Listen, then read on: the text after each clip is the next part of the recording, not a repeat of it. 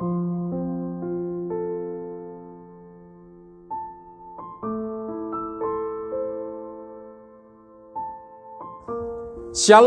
Bapak Ibu Saudara-saudari yang terkasih di dalam nama Tuhan Yesus Kristus. Berjumpa kembali dengan saya Pendeta Markus Setiawan, Gembala Sidang GSCA Efata Ken, Lombok, Nusa Tenggara Barat, menyampaikan salam dari Pulau Lombok untuk seluruh jemaat yang ada di GSCA Talitakum, Malang. Puji Tuhan kita bisa bertemu kembali untuk kita bisa menikmati kebenaran firman Tuhan pada pagi hari ini.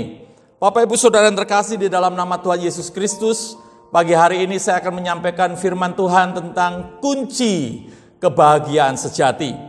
Kita percaya bahwa kita mau di dalam kehidupan kita mau bahagia.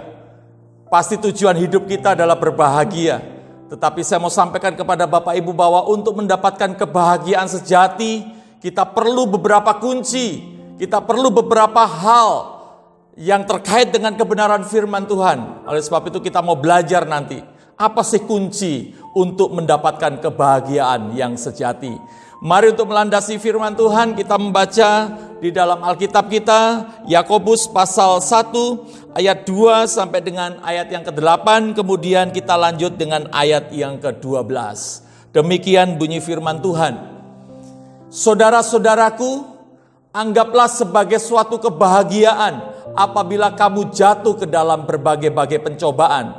Sebab kamu tahu bahwa ujian terhadap imanmu itu menghasilkan ketekunan. Dan biarkanlah ketekunan itu memperoleh buah yang matang, supaya kamu menjadi sempurna dan utuh dan tak kekurangan suatu apapun.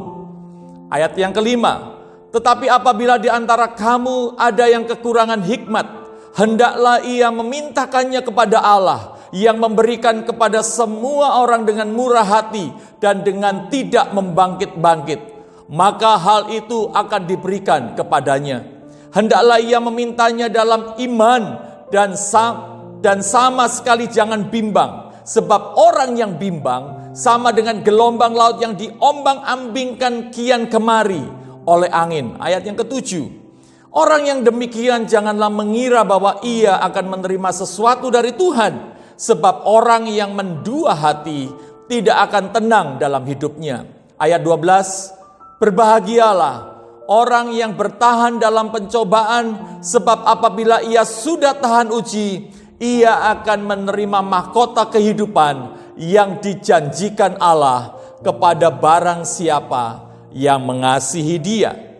Bapak Ibu Saudara yang terkasih di dalam nama Tuhan Yesus Kristus, mungkin saat ini kita sedang bertanya, Pak Pendeta, bagaimana kita bisa mengalami kebahagiaan di tengah pandemi COVID-19 yang begitu luar biasa? Bagaimana saya bisa mengalami kebahagiaan karena anggota keluarga saya ada yang terkonfirmasi COVID? Bahkan mungkin ada di antara anggota keluarga kita yang terenggut nyawanya oleh karena COVID-19. Masih ada di dalam ingatan kita beberapa hari yang lalu atau minggu yang lalu, saudara terkasih kita, bahkan saya bisa katakan beliau adalah sahabat saya selama saya melayani di GSCA Talitakum di Malang. Kami bersama-sama melayani di sekolah minggu. Beliau adalah senior saya karena beliau menjadi guru sekolah minggu terlebih dahulu baru saya. Bapak Juarman sudah mengakhiri pertandingan iman yang begitu luar biasa. Meskipun beliau harus kembali ke surga dengan COVID-19 yang dideritanya, tetapi itu tidak akan mempengaruhi mahkota kehidupan yang diberikan oleh Tuhan kepada Pak Juarman. Saya dan jemaat yang ada di Lombok ikut berbela sungkawa untuk hal ini. Untuk keluarga yang ditinggalkan, istri dan anak-anak diberikan kekuatan dan penghiburan. Bapak Ibu Saudara yang terkasih dalam nama Tuhan Yesus, mungkin saat ini keluarga almarhum Pak Juarman berpikir bagaimana saya bisa bahagia Pak di tengah pandemi ini. Suami saya, ayah saya, saudara saya, anak saya dipanggil di tengah pandemi karena COVID-19. Tetapi Bapak Ibu, Saya mau yakinkan kepada kita, memang Tuhan tidak pernah berjanji bahwa jalan hidup kita akan selalu mulus, lurus dan rata. Tetapi Tuhan berjanji bahwa Dia sekali-kali tidak akan membiarkan kita. Tuhan sekali-kali tidak akan pernah meninggalkan kita. Bahkan ketika kita ada di dalam lembah bayang-bayang maut, firman Tuhan katakan bahwa gadanya dan tongkatnya akan menyertai kehidupan kita. Kita akan bisa menikmati hidangan di hadapan lawan-lawan kita. Bapak Ibu, akibat pandemi begitu kompleks, ya, kehidupan kesehatan terganggu. Ya, ada banyak orang yang saat ini sedang takut ketika mereka mungkin flu, demam, pilek, ya, karena mengarahnya kepada COVID, mengarahnya kepada corona. Semua orang terpengaruh, ya, dalam kehidupannya, khususnya di dalam hal kesehatan. Di dalam hal ekonomi, ada beberapa proyek-proyek infrastruktur yang harus berhenti karena pemerintah memfokuskan dana itu untuk penanganan COVID. Di dalam hal sosial sangat terganggu. Hari-hari ini kita beribadah terbatas. Bahkan saya mendengar di Malang Raya, ya, di tempat Bapak Ibu Saudara berbakti sudah sangat terbatas dan tidak boleh lagi onsite, harus online. Di daerah-daerah yang lain juga seperti itu. Kehidupan sosial terganggu, anak-anak tidak bisa bersekolah dengan semestinya. Mereka harus daring, belajar dari rumah, membuat orang tua, mamanya atau papanya pusing 7 keliling.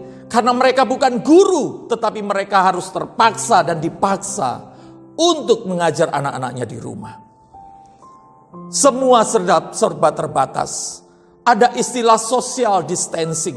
Artinya ada pembatasan di dalam kehidupan sosial. Berkerumun tidak boleh, ya. Saya bayangkan Bapak Ibu, stresnya sosialita hari-hari ini. Karena mereka tidak bisa arisan lagi, tidak bisa kongko-kongko lagi, tidak bisa kumpul-kumpul lagi. Ya, ibu-ibu yang tadinya arisan panci, semangat sekali. Arisan gelas, arisan piring, arisan sendok. Arisan 1000-an atau 2000-an. Kecil gak apa-apa, yang penting ngumpulnya kan Bapak Ibu. Tetapi hari-hari ini tidak bisa. Karena pandemi COVID-19. Bahkan di dalam bidang politik keamanan pun semuanya terganggu. Bapak Ibu Saudara yang terkasih di dalam nama Tuhan Yesus Kristus. Manusiawi kalau hari-hari ini kita sebagai anak-anak Tuhan berkata, bagaimana saya bisa bahagia Pak Pendeta? Di tengah pandemi ini, semua terpengaruh, semua terdampak kesehatan, ekonomi, sosial, politik. Tetapi jangan khawatir Bapak Ibu. Kita sudah membaca ayat firman Tuhan yang menguatkan kita. Bahwa semuanya itu akan berakhir. Jangan pernah khawatir, jangan pernah bimbang. Jangan seperti orang-orang yang diombang-ambingkan keadaan dan situasi kian kemari. Mari menjadi anak-anak Tuhan yang yakin, percaya, optimis bahwa Tuhan akan menolong kita. Pagi hari ini kita akan belajar 3 kunci kebahagiaan sejati. Bapak Ibu yang punya bolpen, punya alat tulis dan kertas, catatlah. Dan ini boleh menjadi rema dalam kehidupan kita. Kita baca setiap hari. Apa sih kunci kebahagiaan sejati menurut firman Tuhan? Yang pertama adalah memiliki sikap yang positif. Sekali lagi, miliki sikap yang positif. Di dalam ayat yang kedua dikatakan, saudara-saudaraku, anggaplah sebagai suatu kebahagiaan apabila kamu jatuh ke dalam berbagai-bagai pencobaan. Bagaimana kita bisa bahagia waktu kita ada di dalam pencobaan? Tetapi kebahagiaan yang dihasilkan dari pencobaan adalah kebahagiaan sejati, Bapak Ibu. Ya, tidak ada hidup yang tanpa masalah.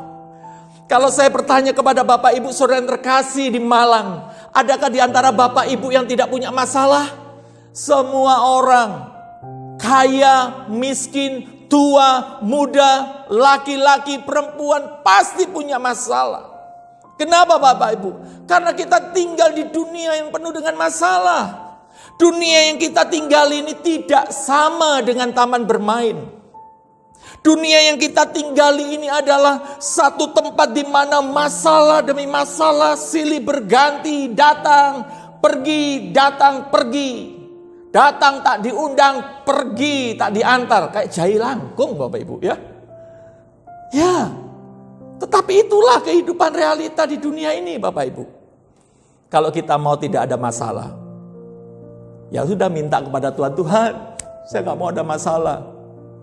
Ya kita dipanggil ke surga.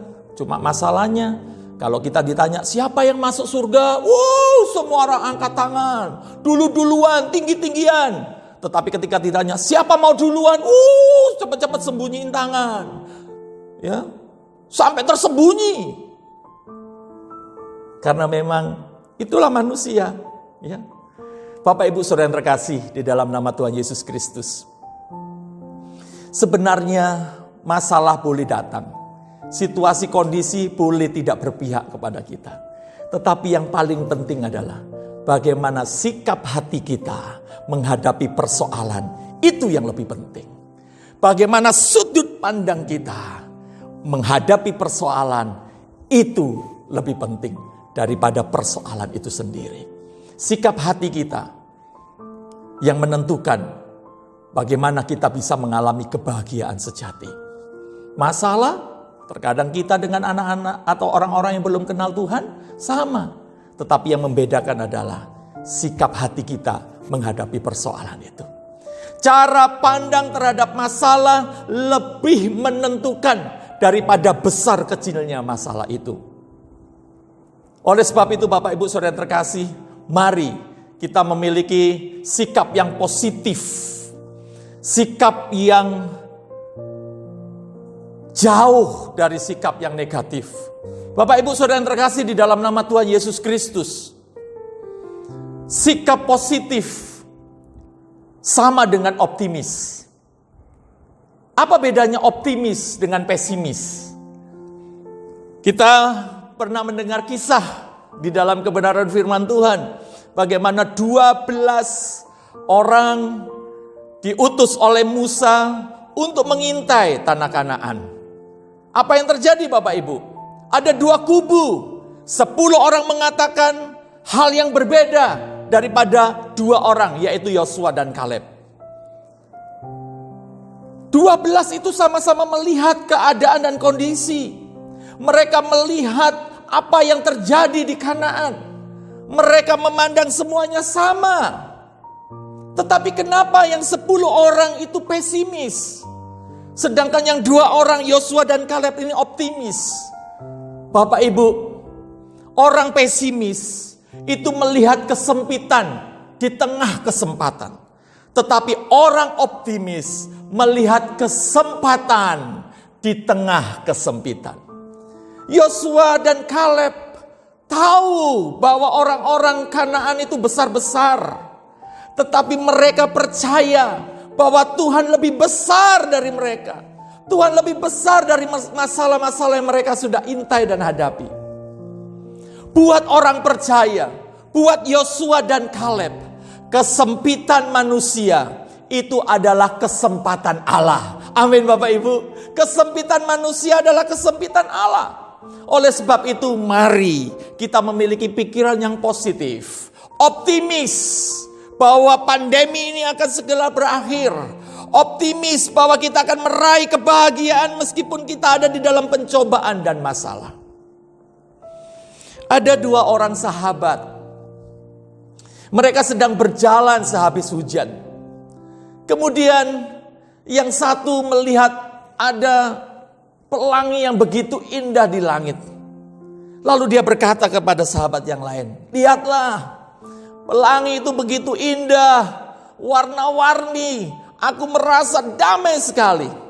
Tetapi yang lain melihat, "Ya, tapi coba lihat itu, jalannya becek, lihat sepatu kita jadi kotor, semuanya jadi kotor." Kondisinya sama setelah hujan. Tetapi sudut pandangnya, sikap hatinya berbeda.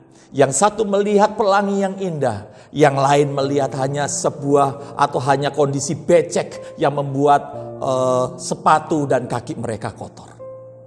Kemudian dua sahabat ini berjalan kembali, Bapak Ibu.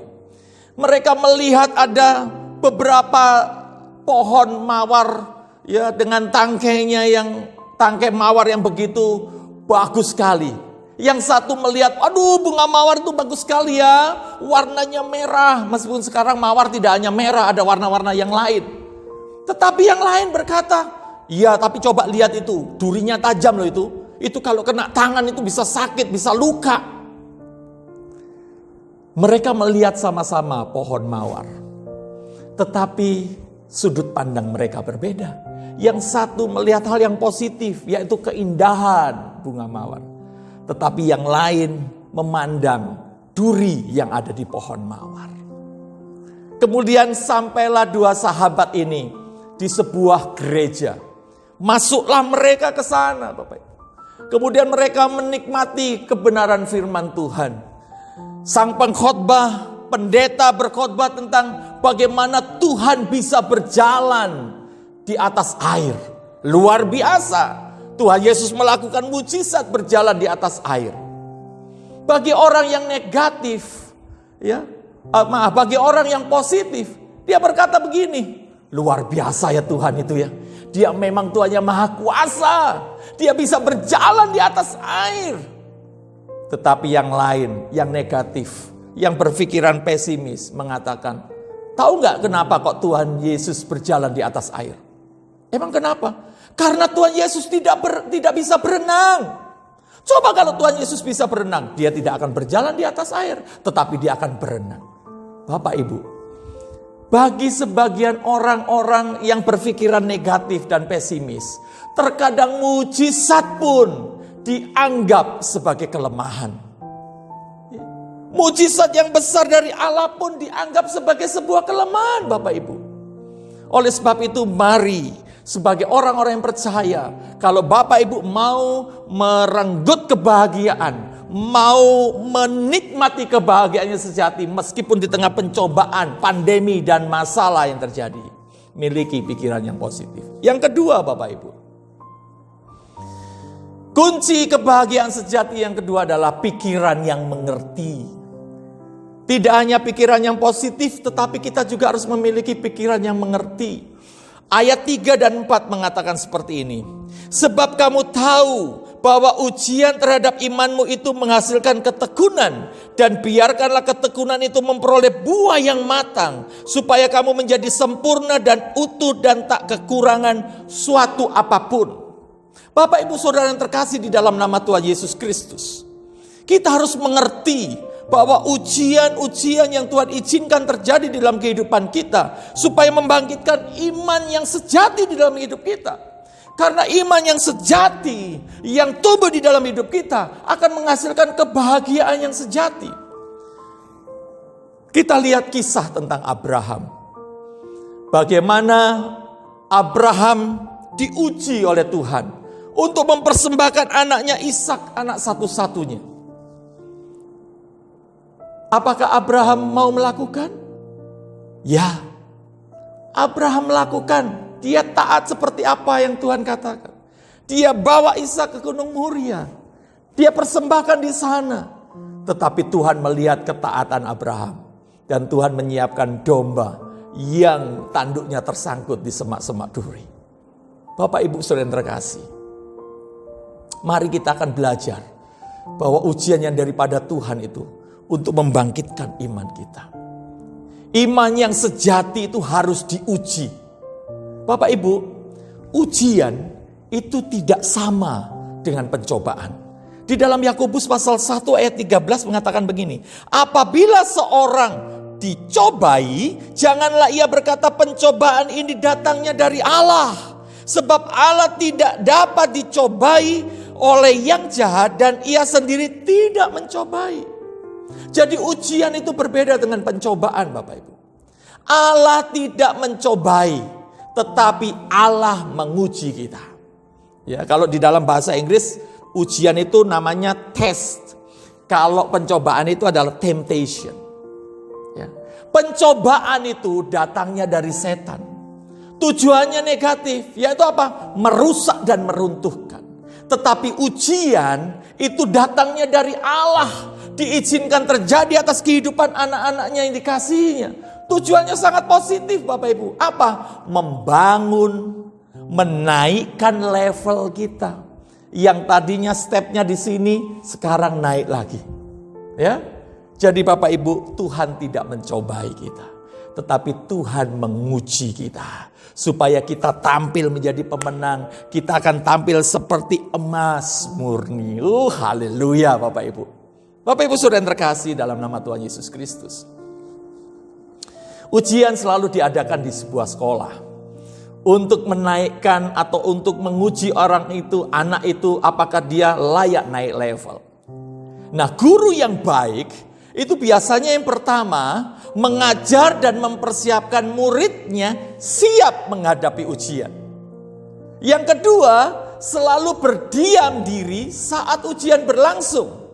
Dan yang ketiga, memiliki keyakinan bahwa muridnya akan sanggup menyelesaikan ujian dan lulus. Jadi Bapak Ibu, guru itu mengajar dan mempersiapkan muridnya untuk menghadapi ujian.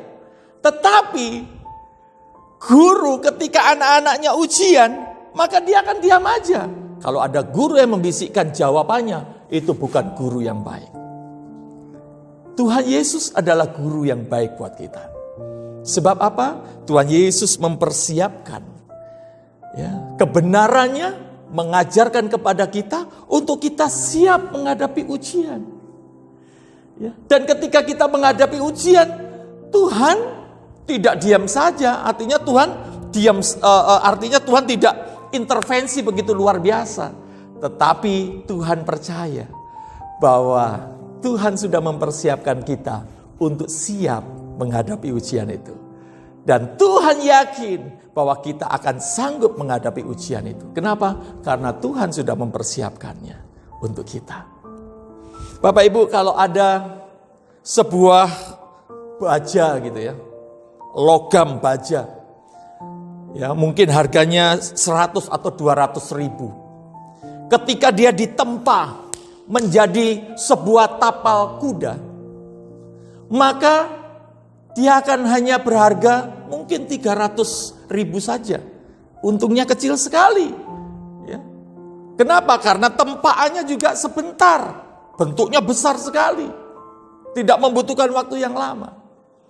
Dan ketika baja itu ditempa lebih lama lagi, ya, dari proses yang pertama untuk menghasilkan tapal kuda, menjadi sebuah pisau lipat yang bagus, maka ketika baja yang menjadi pisau lipat itu dijual, harganya bisa mencapai 700 ribu. Ya. Lebih mahal daripada tapal kuda. Tetapi Bapak Ibu, ketika baja itu ditempa lebih lagi, lebih keras lagi, lebih menyakitkan kalau mungkin dia adalah manusia. Lebih lama lagi, karena menghasilkan pir atau pegas kecil-kecil yang banyak untuk sebuah jam. Ya, dengan tempaan yang sangat lama dan sangat rumit. Maka baja itu akan berharga bukan lagi jutaan rupiah, puluhan juta, bahkan ratusan juta. Kalau pirnya diletakkan di jam Rolex. Bapak Ibu Saudara yang terkasih di dalam nama Tuhan Yesus Kristus. Mari kita akan menerima tempaan yang mungkin menurut kita terlalu lama Tuhan, terlalu sulit Tuhan, terlalu berat Tuhan. Tetapi kita tidak hanya menjadi tapal kuda. Kita tidak hanya menjadi sebuah pisau lipat yang harganya sangat terbatas. Kita menjadi per kecil yang ada di dalam jam merek Rolex dan harga hidup kita sangat besar. Ratusan juta. Asal kita bertahan di dalam tempaan yang Tuhan izinkan terjadi atas kehidupan kita. Roma 5 ayat 3 sampai dengan ayat 5 bagian A mengatakan seperti ini. Dan bukan hanya itu saja, kita malah bermegah juga dalam kesengsaraan kita. Karena kita tahu bahwa kesengsaraan itu menimbulkan ketekunan, dan ketekunan menimbulkan tahan uji, dan tahan uji menimbulkan pengharapan, dan pengharapan yang tidak mengecewakan. Haleluya Bapak Ibu. Kalau Bapak Ibu tekun pasti Bapak Ibu tahan uji. Kalau Bapak Ibu tahan uji, pasti Bapak Ibu berpengharapan. Kalau Bapak Ibu berpengharapan, pasti semuanya tidak mengecewakan. Kebahagiaan sejati akan menjadi milik kita. Haleluya. Kunci yang terakhir, kunci yang ketiga untuk mengalami kebahagiaan sejati adalah hati yang percaya. Yang pertama apa Bapak Ibu? Pikiran yang positif. Yang kedua, pikiran yang mengerti. Dan yang ketiga adalah hati yang percaya. Percayalah di dalam setiap masalah. Kalau kita saat ini sedang menghadapi pandemi dengan dampak yang begitu luar biasa, percayalah bahwa Tuhan pasti pelihara kita. Ya. Jangan pernah khawatir. Mari kita lihat ayat firman Tuhan di dalam Yakobus pasal 1 yang kita baca tadi, ayat yang ke-6 dan ayat yang ke-7. Hendaklah ia memintanya dalam iman dan sama sekali jangan bimbang. Sebab orang yang bimbang sama dengan gelombang laut yang diombang-ambingkan kian kemari oleh angin. Orang yang demikian janganlah mengira bahwa ia akan menerima sesuatu dari Tuhan. Jangan pernah bimbang, Bapak Ibu. Percaya saja. Karena orang yang bimbang itu seperti gelombang yang diombang-ambingkan kian kemari. Dia diombang-ambingkan oleh situasi dan keadaan. Dia diombang-ambingkan oleh persoalan dan masalah. Dia diombang-ambingkan oleh pandemi dan dampak-dampaknya. Mari kita akan menjadi orang-orang yang percaya saja kepada Tuhan. Bahwa badai ini pasti berlalu. Percayalah kepada Tuhan bahwa masalah dan persoalan itu ada expirednya. Ada kadaluarsanya. Dan Tuhan akan menolong kita, menguatkan kita untuk kita sampai kepada titik. Sampai kepada ujung di mana kita boleh berkata, Tuhan Yesus baik. Tuhan berkemenangan di dalam saya. Allah adalah Tuhan yang bertindak. Serahkanlah hidup kita kepada Tuhan. Dia bukan Allah yang diam saja. Tetapi dia, Tuhan Yesus adalah Allah yang bertindak. Mari kita lihat kisah. Mengingat kisah tentang ketika Tuhan Yesus berjalan di atas air. Kemudian Petrus dari atas perahu, dia berkata itu hantu dan lain sebagainya. Lalu Petrus berkata, kalau engkau Tuhan, izinkan aku juga berjalan di atas air. Lalu Tuhan berkata, come here, ke sini. Apa yang dilakukan oleh Petrus? Dia mengeluarkan satu kakinya dari atas perahu. Dan kaki itu mulai menyentuh air. Kaki kedua menyentuh air. Petrus berdiri di atas air. Dan akhirnya mulai selangkah, dua langkah, Petrus dapat berjalan di atas air, Bapak Ibu. Kenapa? Karena pandangannya terus tertuju kepada Yesus. Dia tidak melihat situasi dan kondisi di sekitarnya. Dia tidak merasakan ada angin, tiupan angin ataupun gelombang di sekitarnya. Dia terus memandang kepada Yesus dan dia terus berjalan. Ketika dirasa bahwa perahu itu sudah mulai jauh dari dirinya dan Yesus juga masih jauh dari dirinya, dia mulai bimbang. Dia mulai merasakan bahwa angin itu bertiup kencang sekali menerpa tubuhnya. Gelombang itu begitu luar biasa mempengaruhi hidupnya. Dia mulai tidak lagi fokus memandang kepada Yesus, tetapi dia mulai merasakan keadaan situasi yang terjadi di dalam hidupnya. Apa yang terjadi? Petrus tenggelam. Ya. Jangan melihat kepada keadaan di sekitar kita. Pandemi boleh ada, dampaknya boleh terjadi. Tetapi mari kita akan tetap fokus pada Yesus. Amin. Mari kita akan memandang terus kepada Yesus. Yesus adalah kekuatan kita. Yesus adalah gunung batu kita. Yesus adalah keselamatan kita. Yesus tidak akan pernah meninggalkan kita. Luar biasa. Bapak Ibu Saudara yang terkasih, di dalam bahasa aslinya, bimbang atau khawatir itu sama dengan ditarik dari banyak arah yang berbeda. Dan kita ada di tengah-tengahnya. Keadaan yang satu menarik ke kiri. Keadaan yang satu atau situasi yang lain menarik ke kanan. Leher kita tercekik karena berlawanan. Seperti itulah orang yang bimbang khawatir, Bapak Ibu. Ditarik dari banyak arah oleh keadaan dan situasi. Perlawanan dan akhirnya mencekik kita. Jangan pernah khawatir dan bimbang. Jangan pernah meragukan kekuatan Tuhan. Ya.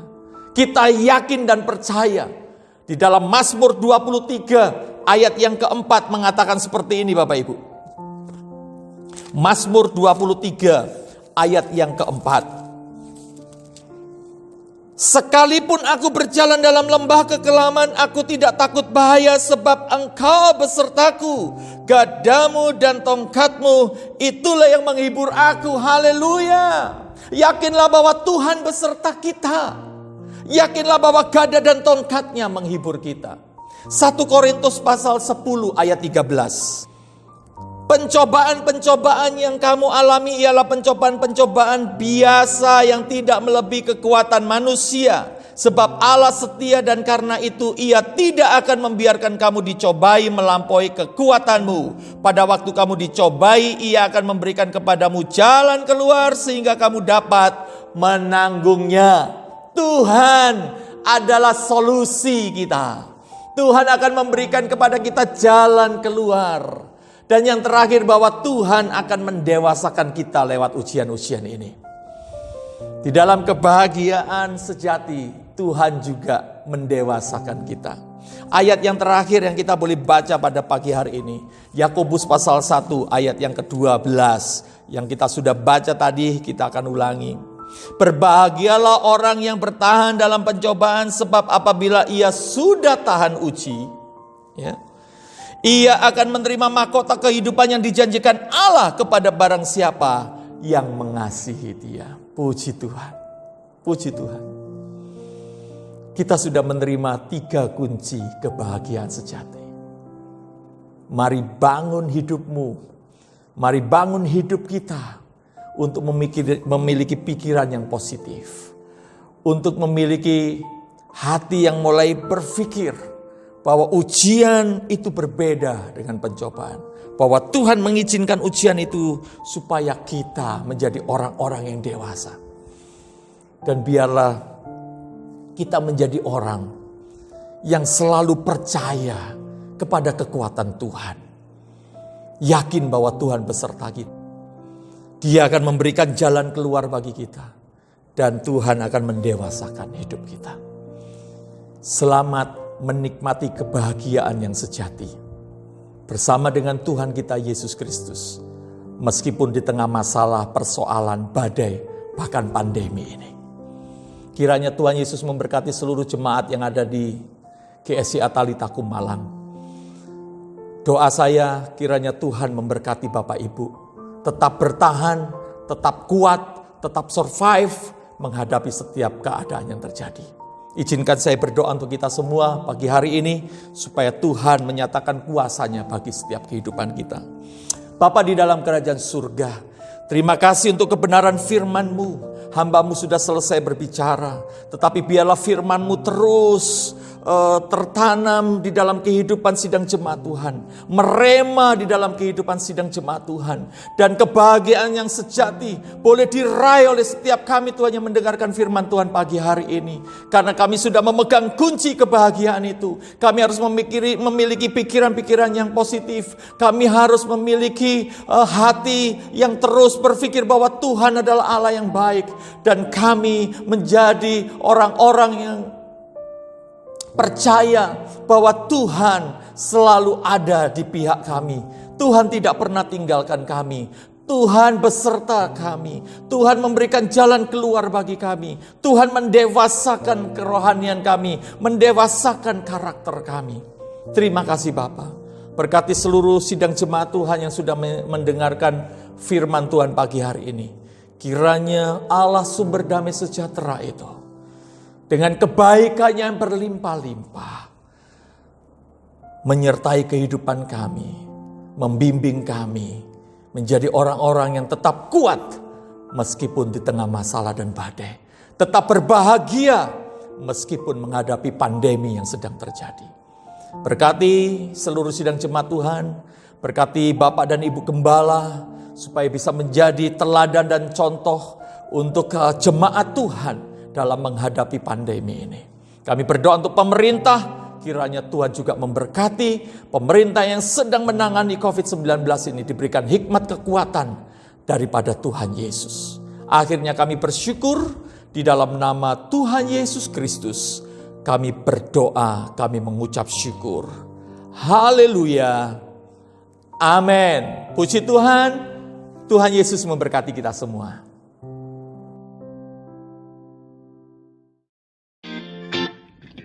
Pengumuman GSJA Talitakum Malang, Minggu 14 Februari 2021. 1. Diberitahukan kepada seluruh jemaat GSJA Talitakum Malang bahwa hari Minggu 14 Februari 2021 ibadah dilaksanakan secara online. Dimohon semua jemaat agar dapat mengikutinya. 2. Bagi Bapak, Ibu, Saudara, dan Saudari yang beribadah secara online dapat memberikan persembahan atau kolekte dan persepuluhan dengan memasukkan masing-masing ke dalam amplop tersendiri, dan pada hari Minggu dapat dibawa ke gereja untuk dimasukkan ke dalam kotak persepuluhan pada pukul 9 pagi hingga 12 siang. Ingat, bukan untuk beribadah di gereja. 3. Dimohon jemaat untuk dapat mengikuti jadwal ibadah melalui Zoom pada tanggal 21 dan 28 Februari 2021 pukul 6 pagi.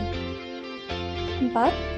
Dimohon kepada semua jemaat yang akan menyelesaikan iuran dana kematian 2020 dan yang belum mendapatkan kartu dana kematian 2021 agar segera menghubungi ke Bendahara Komisi Kematian Ibu Mary Yonatan.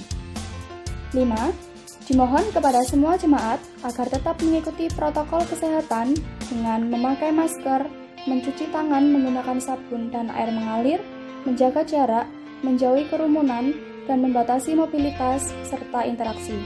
Sekian pengumuman GSJA Talitakum Malang. Terima kasih, Tuhan Yesus memberkati.